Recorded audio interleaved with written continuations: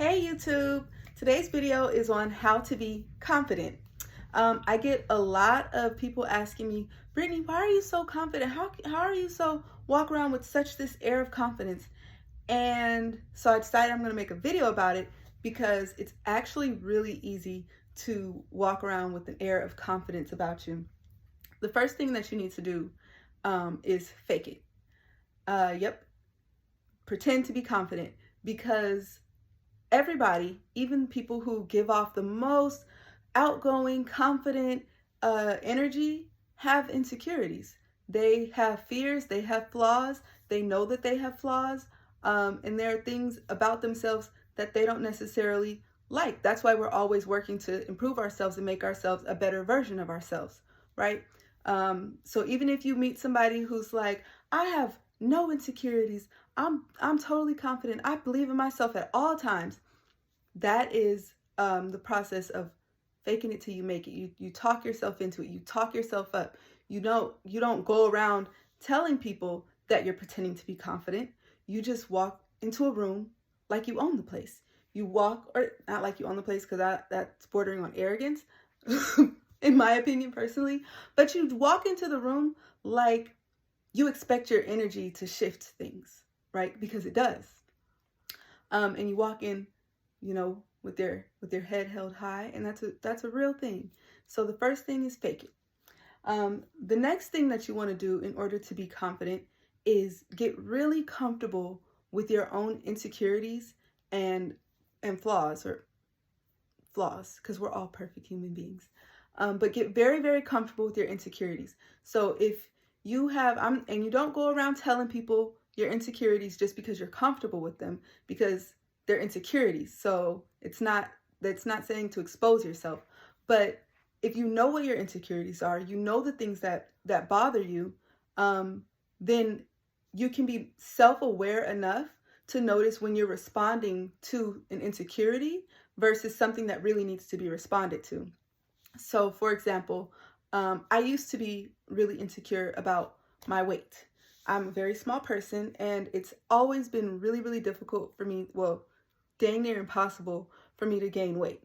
In fact, the only time I've ever been able to gain weight was when I was like drinking this stuff called Epetamin every day, and I would drink it like 3 times a day, and all I could do was eat and sleep.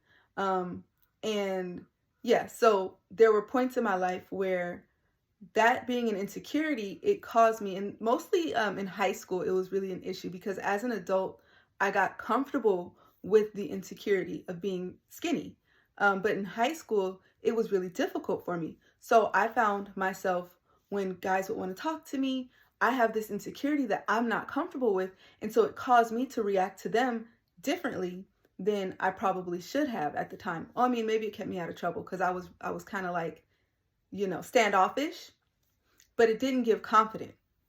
And now I can walk into any room and I know how to dress for my body, and I get all kind of compliments. And yes, I still would like to gain weight, but I'm so comfortable with the insecurity that it's no longer an insecurity. It kind of transmutes into something else. And then a bonus to knowing your insecurities is knowing your triggers.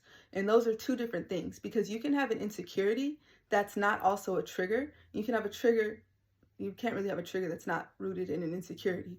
But knowing your triggers, so knowing what sets you off, knowing what spaces to be in and not to be in, that knowing if you can handle being in certain spaces. So I'm a very confident person. I'm a person who goes around in any space. I can talk to anybody about pretty much anything, and have great conversations, and just smile and be happy and be merry and be my full authentic self in most environments. But social media was an area that has been very difficult for me. That's why I'm just starting my YouTube channel.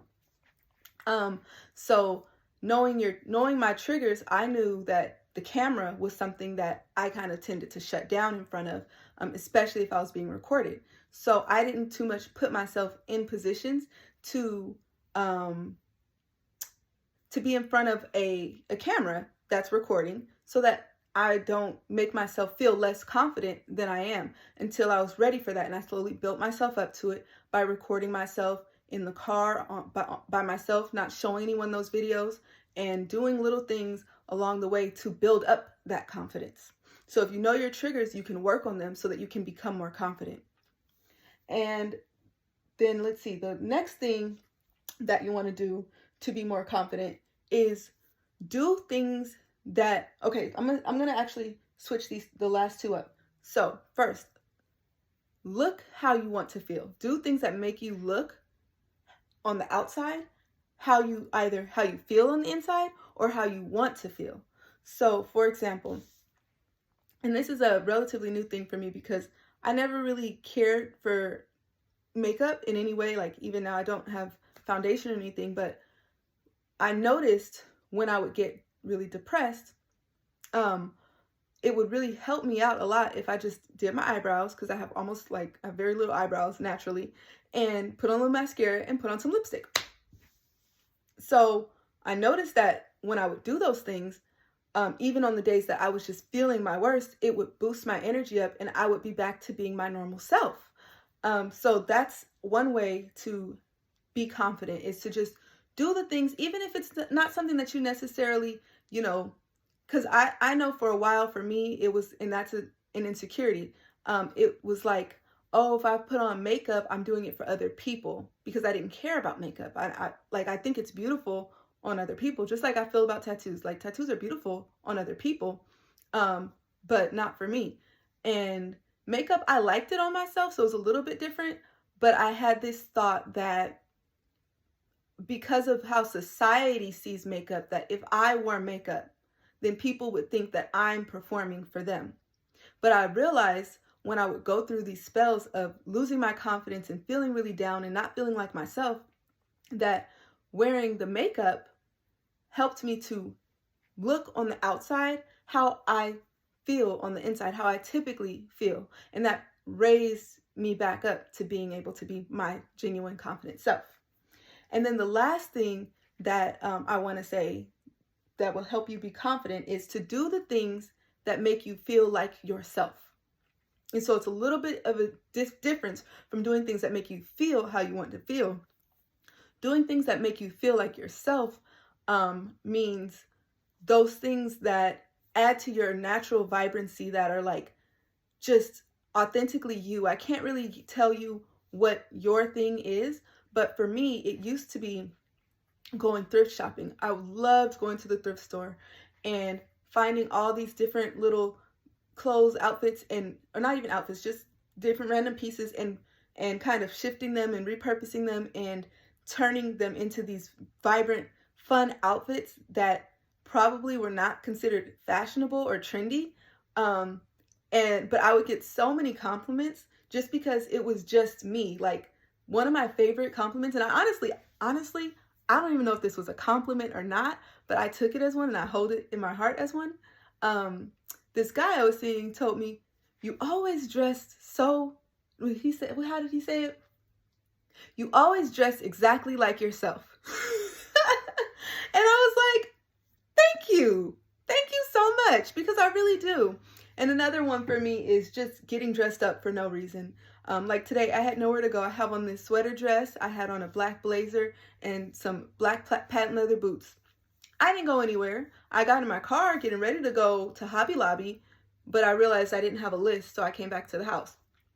Just getting dressed up just to feel like yourself, just to look like you. It's not about looking good or looking bad. Other things you can do, well, that I do, that are just, that make me feel like myself. Keeping my hair cut short. I love having my hair cut very, very short. No, I don't think it's something that's the most popular thing, or, it's, I could get the weaves and all that kind of stuff. And I think that they're gorgeous on other people. But this, like, I don't know, something about it. Once I have a fresh haircut, sometimes I find myself, my energy starts to like, and I'm like, you know what? It's been a minute. It's time to cut it. As soon as I cut my hair, I'm like, oh, I'm back to me, and I can walk around, and it's just like a whole new woman out here.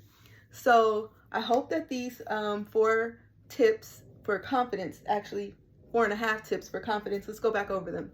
Number 1, fake it. Number 2, get comfortable with your insecurities. Number 3, get to know your triggers. Number 4, look how you want to feel. And number 5, do things that make you feel like yourself. If any of these help you, please let me know. Leave it in the comments. If you have any other tips and tricks for confidence, please leave it in the comments so we can share our information and grow and be great together. Thank you.